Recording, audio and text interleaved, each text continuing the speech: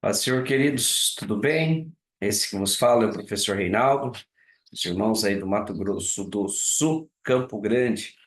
Hoje nós vamos trabalhar com a nossa quinta lição da revista de BD, A Queda do Ser Humano, o ser humano segurado pela queda, ó. A quinta revista. Antes de iniciar, vamos fazer uma oração. Senhor Deus Pai, nós te agradecemos por tudo quanto o Senhor tem feito, pedimos que o Senhor abençoe os teus filhos e filhas que irão assistir essa aula, que possam tirar o melhor proveito possível para a glória do teu santo e perfeito nome. Queridos, então nós vamos trabalhar hoje com a nossa quinta lição. Deixa eu só abrir aqui. Isso,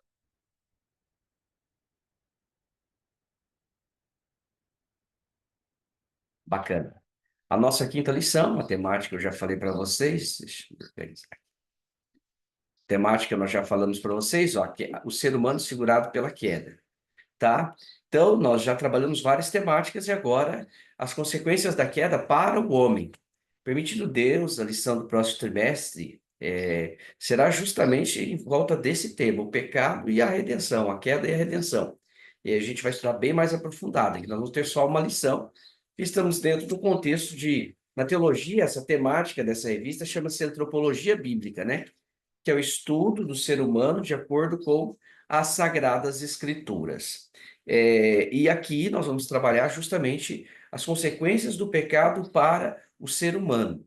Nós temos aqui algo interessante já na nossa síntese aqui da nossa revista, ó. O ser humano é a máquina mais extraordinária que se pode conhecer. Todavia, seu funcionamento foi severamente afetado por causa do pecado. E é fato, o pecado afetou o ser humano em toda a sua estrutura. Uma vez eu fui indagado por uma pessoa e ela dizia assim: Reinaldo, essa pessoa era bem instruída, não era cristã nem nada, e era até uma autoridade. E ela chegou e falou assim para mim: Reinaldo, mas como que você explica essas pessoas que nascem com deficiência, essas pessoas que nascem em lugares paupérrimos e tal, tal? Quando essa pessoa me disse isso, eu já peguei, eu falei autoespiritismo, né? Que é aquele pensamento da reencarnação, que a pessoa reencarna para vir aqui na outra vida para pagar os pecados. Então, é uma autorregeneração, né? Eu venho na outra vida para pagar os pecados. E eu disse para ela assim, doutora, a questão é o seguinte, a pessoa não, ela não vem aqui para pagar erros do passado, ela já percebeu que eu tinha captado a linha dela. E eu disse, a pessoa não veio aqui para pagar erros do passado, pelo contrário. A pessoa nasce com alguma deficiência por conta do quê? Do pecado. É por conta do pecado. Ou seja, depois do pecado, como se a forma tivesse ficado entortada. Então, tudo que for gerado a partir do pecado, ele é gerado a partir de uma forma torta. Seria como se Deus fizesse uma forma perfeita, e aí, bem feita, perfeita, e aí o pecado entortasse essa forma. Então o ser humano vai sair. Eu falei para ela, doutora, a questão é o seguinte: o ser humano sai adoecido. E todo mundo tem um tipo de doença. Às vezes esse adoecimento é físico e às vezes esse adoecimento é emocional. Mas todo mundo sai com algum tipo de doença por conta do pecado. Falei, essa é a questão individual, do indivíduo, que às vezes nasce com alguma doença.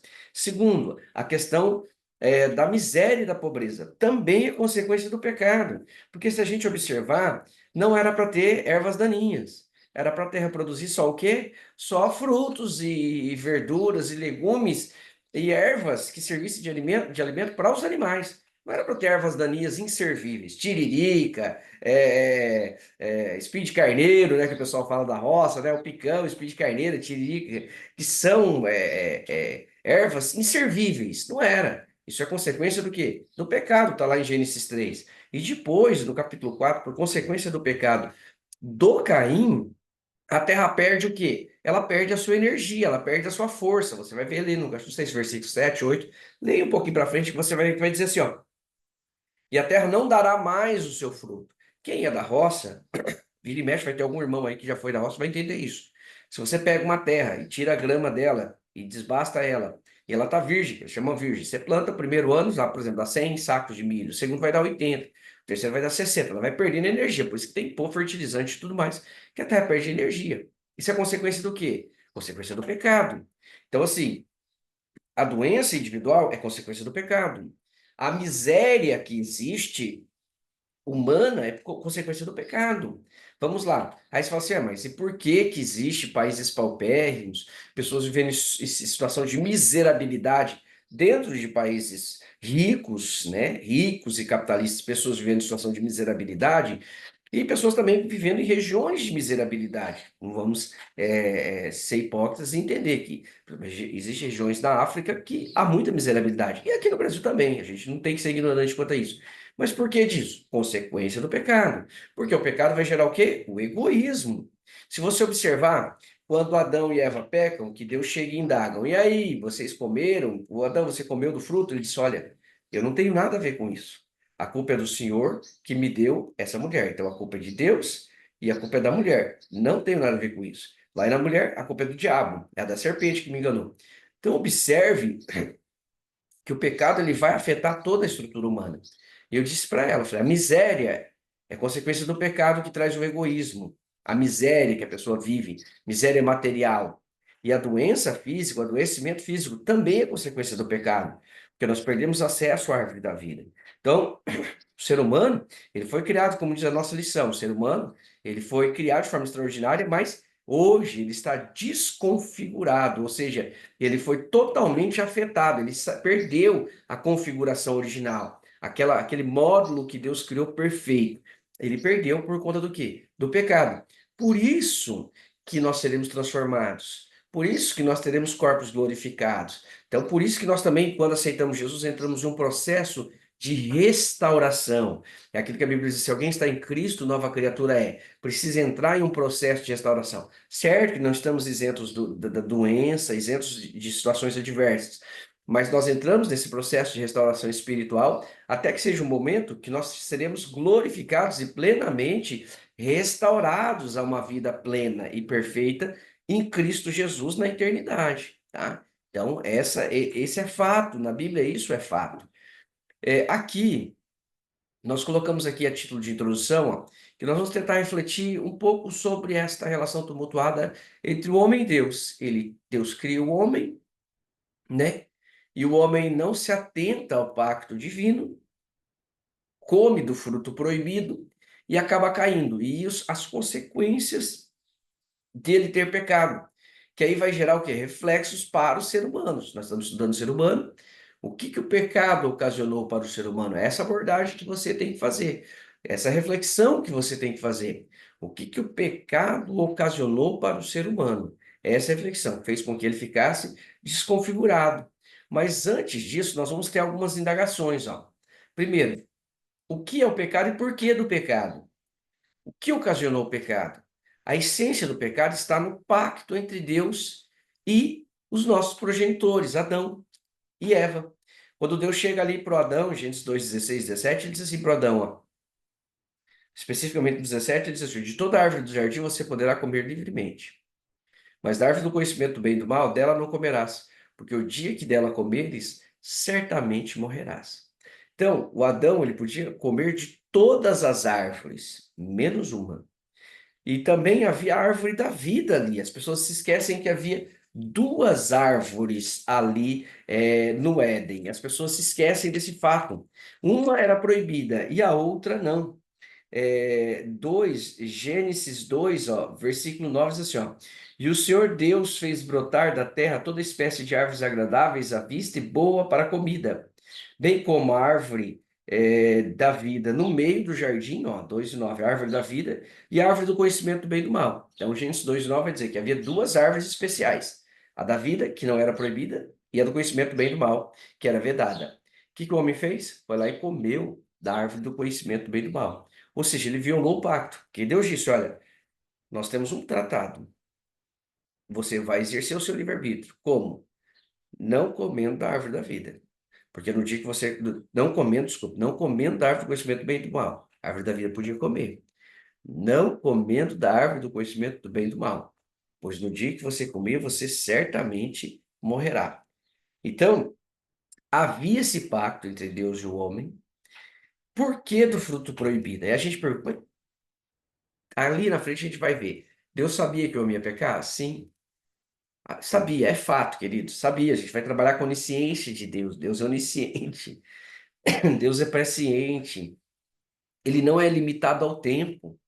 Então Deus sabia, sim, é inquestionável que Deus sabia que o homem ia pecar. Ué, mas por que que ele coloca esse fruto proibido?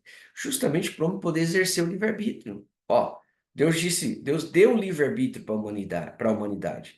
Seria hipócrita Deus dizer assim, olha, eu vou te dar o livre-arbítrio, só que você não vai poder escolher nada. Então ele colocou o fruto ali para que o homem e a mulher pudessem exercer o livre-arbítrio. Ou seja, eu quero seguir a Deus e não vou comer desse fruto. Não quero seguir a Deus e quero me rebelar contra Deus e vou comer desse fruto. Poderia ser outra coisa. Poderia ser um risco no chão, eu brinco. E Deus dizer assim, olha, o dia que você não quiser nada comigo, pule do outro lado. Um morro. Olha, tem um morro ali. O dia que você não quiser nada comigo, suba em cima daquele morro. Porque o fruto era apenas para o homem exercer o livre-arbítrio. Essa era a questão. O objetivo do fruto era para que o homem exercesse o livre-arbítrio. Senão seria hipocrisia. Deus dizia assim para a humanidade: olha, vocês têm liberdade de escolher tudo, mas eu não vou deixar vocês escolherem nada diferente daquilo que eu queira. Não, ele colocou o fruto lá justamente para isso. O dia que você não quiser nada comigo, você vai lá e coma desse fruto. E foi o que a humanidade fez, infelizmente. Tá, ó, a questão aqui, ó, olha que eu grifei aqui, ó, em amarelo, finalzinho do tópico 2 aqui nosso, ó. A questão não está em que fruto seria esse, ó, mas sim na atitude do homem desobedecer ao Criador e um de seus mandamentos. O problema não era o fruto, mas a intenção do coração. Então, o fruto era para que o homem exercitasse o livre-arbítrio. Esse era o objetivo. Entendeu? Não era um fruto especial que comendo tinha algo, uma essência pecaminosa. Não, era o ato, a rebelião do coração. Essa é a questão. Quando alguém comete algo contra Deus, isso não é um ato externo, mas é a rebelião do coração. Quando Deus proíbe algo, ele proíbe para que nós possamos exercitar a obediência. Existem algumas coisas que talvez não sei nem se tem significância para Deus, mas algumas proibições que Deus coloca, ele coloca para que nós possamos exercitar a obediência. Porque Deus em nada vai diminuir se você fizer algumas coisas. Às vezes ele proíbe algumas coisas que são prejudiciais para nós, isso é fato, e ele proíbe como um pai amado, e às vezes algumas coisas, como o fruto aqui, ele veda para que nós pudéssemos exercitar a obediência.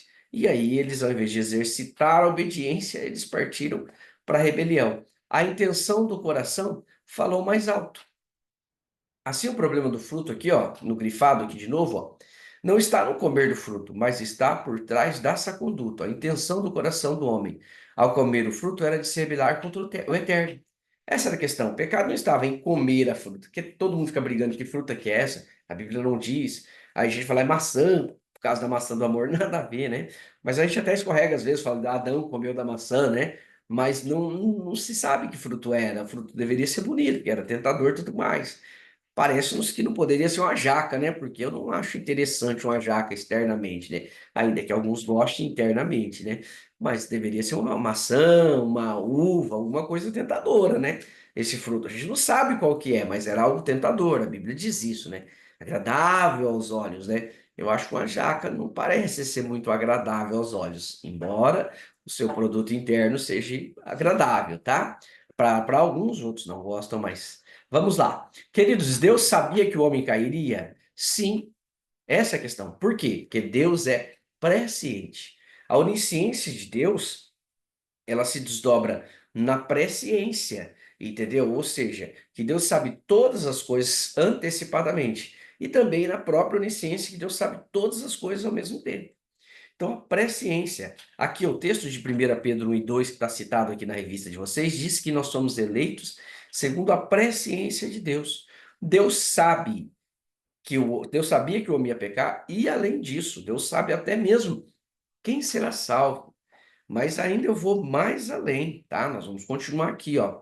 Deus é eterno, ou seja, Deus não é limitado ao tempo. Não há sucessão de momentos em Deus. Deus não vive o hoje, vai viver o amanhã e viveu o ontem como nós. Não, Deus vive um eterno presente. Professor, eu não entendi isso. Queridos, isso está lá em Gênesis 1. A gente tem que entender que Gênesis 1, olha o versículo 14 aqui, ó. 1 e 14, ó. E disse Deus: haja luminares no firmamento do céu, para fazerem separação entre o dia e a noite, e sejam eles para sinais, para estações, para dias e anos. Aí vai estar aqui, ó, e serviram os luminares do céu, para iluminar a terra e o fez. Fez dois grandes luminares, versículo 16. Diz assim, ó, o luminar maior para governar o dia, o luminar menor para governar a noite. Então vamos lá. Gênesis 1, 14 ao 16. Deus diz: Eu vou fazer dois grandes luminares e eles vão servir para estações, dias e anos. O luminar maior é o sol. Ele criou o sol para a gente contar estações, dias e anos. Quando ele criou o sol, em tese ele criou o tempo. Professor, não entendi. Sim, porque como que nós contamos o tempo? O sol, ele está aqui e a Terra gira em torno do seu eixo, ó, rotação.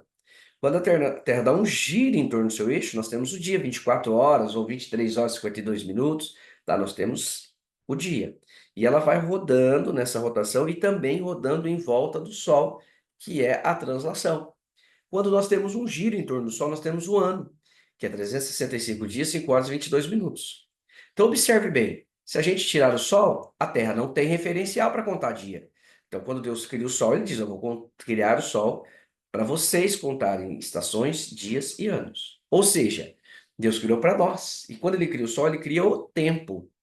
Logo, Deus não pode ser sujeito a algo que ele criou, porque ele é o Criador. O Criador não pode se submeter à sua criatura. Se Deus é o criador do tempo, ele não pode se submeter ao tempo. Ele controla o tempo e o tempo está sobre a sua mão, sob, abaixo de sua mão. Então, ou seja, Deus quem manda e rege o tempo. E ele vive acima do tempo, embora interfira no tempo. Só para você entender, Deus vive como se fosse o eterno presente. Como se ele tivesse um palanque e olhasse para baixo e visse ao mesmo tempo toda a linha da história, ao mesmo tempo. Olha que extraordinário isso. E ele, no agora de Deus, ele está lá julgando Adão, recebendo o sacrifício do Senhor Jesus ali, vicário na cruz, vendo nós aqui e julgando no trono branco, ao mesmo tempo. Quem anda na linha do tempo? Você e eu.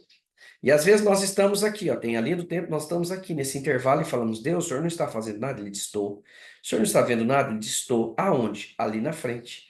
É você que não chegou lá ainda, é você que não caminhou no desfile da história, porque eu já estou no amanhã atuando e operando. Olha que espetacular.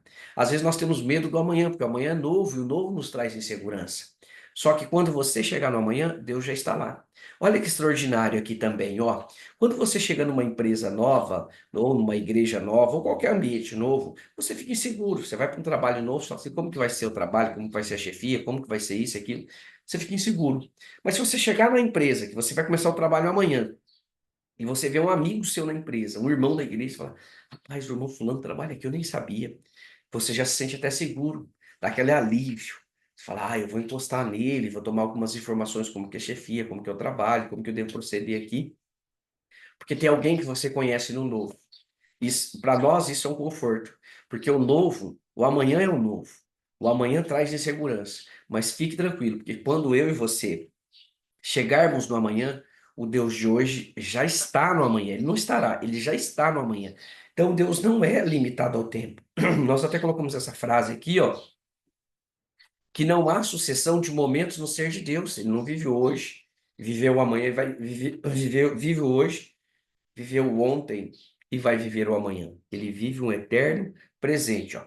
Deus não é limitado ao tempo, tanto é que ele pode dizer isso. Ele pode dizer que ele anuncia o fim desde o começo.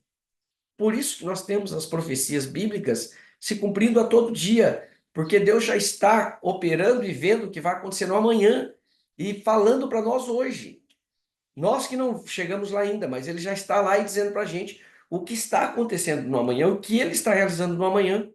Isso é extraordinário. Então, Deus sabia que eu pecaria? Sim, tá? A própria salvação aqui, ó, é através de Cristo Jesus, e a Bíblia diz que essa salvação é um eterno propósito. Isso está em Efésios 3, 10 e 11. Apocalipse 13, 8 diz que o Cristo é o Cordeiro que foi morto desde a fundação do mundo. Então Deus sempre soube o que aconteceria na história da humanidade. Tanto é que ele tem um plano de redenção eterno. Deus sabia que aconteceria isso. Mas vai surgir a pergunta, por que que Deus criou o homem, né? Aí nós temos aqui o item 3, ó. Seria Deus responsável pela queda do homem? Não. Deus não é responsável pela queda do homem. Por quê? Foi uma escolha deliberada do homem. Deus colocou o fruto lá. Olha aqui, ó, Deus buscava uma verdadeira adoração e comunhão, espontânea, livre, e ele colocou o fruto para que o homem exercesse essa liberdade. E a humanidade, por sua livre escolha, foi lá e comeu desse fruto. Comeu do fruto proibido, se rebelando contra Deus. Então, Deus não é responsável pela queda. Quem escolheu a rebelião foi o homem. O fruto estava lá para o homem exercer o seu livre-arbítrio, para não ser apenas uma atitude hipócrita. Aqui, ó, Deus buscava uma adoração genuína. Esse era o propósito. A Bíblia diz que Deus está à procura dos verdadeiros adoradores. Para que essa adoração fosse genuína, ele teria que fazer o quê, professor? Ele teria que dar ao homem liberdade de escolha, senão seria hipocrisia. Ó. Eu quero uma adoração genuína, mas vou criar um homem sem liberdade de escolha. E aí o homem vai me adorar, me adorar, me adorar, me adorar. Isso é hipocrisia, é como se ligasse um rádio e Deus programasse o rádio ali, ou o computador hoje, para que ficasse adorando ele. Isso é hipocrisia. O que Deus fez? Criou a criatura, deu liberdade de escolha e falou assim: olha, escolha me adorar ou não. E você vai exercitar essa liberdade com o fruto ali. O dia que você não quiser mais nada comigo e nem me adorar, vai comer do fruto. Você vai colher as consequências. Comeu do fruto, morre. Mas você tem liberdade de comer dele se você quiser. E agora, aqueles que, mesmo tropeçando, queiram voltar, eu tenho um plano de redenção. É isso que ocorre por meio de Cristo Jesus. Desculpe, querido, estou um pouquinho. Parece que o resfriado está chegando aqui, tá? Deus buscava uma adoração genuína, isso que nós explicamos a vocês. O livre-arbítrio era pressuposto para essa adoração genuína. Como assim, professor? Seria hipocrisia, eu já disse para vocês, Deus dizer para o homem, eu quero uma verdadeira adoração, só que vocês não vão escolher outra coisa a não ser adorar, isso é hipocrisia. Agora, quando Deus diz, eu busco uma verdadeira adoração, e vocês têm a opção de me adorar ou não, têm a opção de ter comunhão comigo ou não. E quando vocês vão exercitar, como que vocês podem exercitar essa liberdade? Por meio da árvore. Tá lá. Se vocês olhar para ela e dizer, não, não quero nada com a rebelião. Eu quero obedecer a Deus. Deixa essa árvore aí, eu vou continuar obedecendo a Deus. Vocês estão exercitando livre-arbítrio e vindo em minha direção e recebendo as bênçãos por isso. Quando você olhar para o fruto e dizer, não, eu não quero nada com Deus, eu vou comer esse fruto e seguir o meu destino. Vocês vão colher os resultados da sua escolha, que é o quê? A morte, queridos. O salário do pecado é a morte. Romanos 6:23. Mas o dom gratuito de Deus é a vida eterna em Cristo Jesus. Olha para você ver que extraordinário. A salvação, ela é de graça para nós. Foi um preço caro que Cristo pagou, mas para nós é de graça. Apenas por meio do sacrifício de Cristo Jesus. Conclusão. Qual é a nossa conclusão, professor? Nessa lição nós aprendemos sobre o episódio mais triste da história da humanidade, que é a queda. E as consequências dela para o ser humano. Ou seja, que a partir da queda nós vemos que vem toda essa miséria. Queridos, esse é o problema. A gente tem que entender isso. Esse é o problema que nós temos hoje. Por exemplo, as pessoas vêm e falam assim: ah, o comunismo é ideal, porque mostra o amor, a divisão de coisas. Aí outros vêm e falam: não, o capitalismo vem da liberdade. Queridos, deixa eu dizer uma coisa para vocês. O problema não está em nenhum ou outro sistema. O problema está no coração humano. Não adianta adotar qualquer dos dois sistemas que vão ter os seus prós e os seus contras. Você está entendendo? O problema está no coração humano. O coração humano é doente. Nós lidamos com tentamos resolver o efeito, né, da miséria de alguma forma. Olha, vamos dar liberdade para as pessoas trabalharem e prosperar, que é o liberalismo, né? Ah, vamos lá e restringir, dividir o patrimônio, que é o comunismo. Você está entendendo? Aí a gente vai resolver o problema. Não vai resolver o problema. Por quê? Porque você vai ver que adoecem. Qualquer desse sistema, eles vão adoecer. Porque o problema não está em um sistema A ou B. O problema está no coração humano. E a gente lida com a causa. O coração humano é egoísta. Aqueles que diziam, não, nós somos bonzinhos, vamos dividir com vocês, o pegar do rico e dar para o pobre, a teoria Robin Hood, tá entendendo? Não dá tirar do rico e dar para o pobre, essa teoria Robin Hood, não funcionou. Porque os que se propuseram a isso, quando assumiram o poder, passaram a explorar muito mais do que os outros e ficarem eles lá. Aí viram eles a aristocracia, aí viraram eles a elite, meu irmão. Dá uma olhada nos países comunistas. Você está entendendo? Os gestores estão lá comendo da carne melhor, do bom e do melhor, e o povo na miséria. Não está distribuindo nada, está centralizando neles. Por quê? Porque o problema não é o regime, não é o regime, não é o sistema, é o coração humano. A própria igreja ali, para finalizar, a própria igreja aqui em Atos dos Apóstolos, ó, dá uma olhada aqui, ó. Ela tentou viver um comunismo aqui, uma espécie de comunismo. Não é mandamento bíblico, só está em registro. Isso aqui é registro, as pessoas confundem e acham que isso aqui é mandamento bíblico. Não, é um registro de um comportamento da igreja primitiva. Ó. É um registro, as pessoas não entendem. Ó. Atos 2:44, diz assim, ó, todos os que criam estavam juntos e tinham tudo em comum. 2:45 de Atos, ó, vendiam suas propriedades de bens e repartiam com todos, segundo a necessidade de cada um. E alguns diziam assim, então, isso aqui era um comunismo que a igreja vivia. É um registro de uma comunidade e partilha de bens. Só qual que é o problema aí? Coração humano. Nós vamos ver quem que chega ali e quer se aproveitar. Ananias e Safira. Você está entendendo? Primeiro problema, Ananias e Safira. Sempre vai ter aproveitador. Você reparte, mas vai ter alguém que vai querer comer de graça ali sem partilhar o dele. Sempre, porque o coração humano. Outro problema, a igreja de Jerusalém, ela empobreceu por causa desse problema. E as pessoas não se atentam por causa disso. Porque sempre vai ter aproveitadores. Ao ponto de Paulo, lá em 2 Tessalonicenses 3:10, ele chegar do 6 ao 10, ele fala, irmãos, tem gente que vive desordenadamente e não quer trabalhar.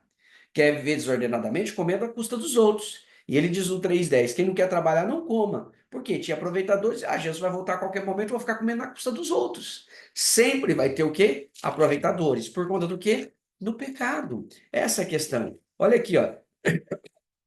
1 Coríntios 16, ó. O que acontece com a igreja de Jerusalém por tentar viver esse comunismo, essa comunidade de partilha de bens, uma espécie de que alguns alegam por comunismo, ela quebrou. Até na Bíblia ela quebrou. Você está entendendo? O problema não é o regime, o problema é o coração humano. A igreja de Jerusalém quebrou. Tá aqui, ó. A 1 Coríntios 16, ó. Ora, quanto à coleta para os santos, fazei vós também o mesmo que ordenei às igrejas da Galácia. No primeiro dia da semana, cada um de vós põe à parte o que pode ajuntar, conforme as suas propriedades, para que não se façam as coletas quando eu chegar. E quando tiver chegado, enviarei os que por carta aprovardes, para levar vossa dádiva a Jerusalém. Observe, vossa dádiva a Jerusalém. Por quê, queridos? Porque a igreja de Jerusalém havia quebrado. A igreja gentílica socorreu a igreja de Jerusalém. Se você ler também, tem coletas. Aqui, ó, 2 Coríntios 8. Qual que é a epígrafe da minha Bíblia? Ó? A coleta para os cristãos pobres da Judéia. Está aqui, 2 Coríntios 8. Por que a igreja da Judéia empobreceu? Por causa de... Vamos criar algo lindo. Vamos vender todo mundo e todo mundo comer e partilhar e todo mundo vai comer. Queridos, vai vir aproveitadores que vão ficar ali. E os que têm vão ficar pobres, os que não têm já comem dos que têm e fica todo mundo pobre, todo mundo por baixo e nivela todo mundo por baixo. Então, o problema é o quê? O coração humano. Por isso que o liberalismo vai levar quem tem a ficar muito rico e explorar os pobres. E o comunismo vai fazer muitos ali aproveitadores comer do que tem e ficar todo mundo sem nada. O problema não é o regime, o problema é o coração humano. Então, o problema da humanidade, a causa, qual que é a questão? Nós estamos lidando com o efeito. Porque tem miséria, é o efeito do pecado. Porque tem discriminação social, é o efeito do pecado. Porque tem preconceito, é o efeito do pecado. Porque tem exploração do ser humano, é o efeito do pecado. Porque tem todas as misérias que nós vemos, efeito do pecado. Só que o que nós tentamos lidar hoje socialmente? Com o efeito. Mas qual é a causa? Pecado. Então nós temos que lidar não com o efeito, com a miséria, com a discriminação, com o preconceito. Nós temos que lidar com a causa que é o pecado. E o pecado, ele pode ser trabalhado apenas por meio de Cristo Jesus e de uma regeneração, de uma restauração que faz o indivíduo nova vida. Então, esse é o maior de todos os problemas. Queridos, Deus abençoe a sua vida. Deus abençoe o seu ministério. Deus abençoe a sua semana. Vamos orar para terminar. Deus Pai, abençoe os teus filhos, dê a eles uma semana abençoada, uma escola dominical abençoada, para a glória do teu santo e perfeito nome, Deus. Nós te louvamos e te exaltamos. Deus abençoe, queridos, a sua vida. Deus abençoe o seu ministério, em o nome de Jesus.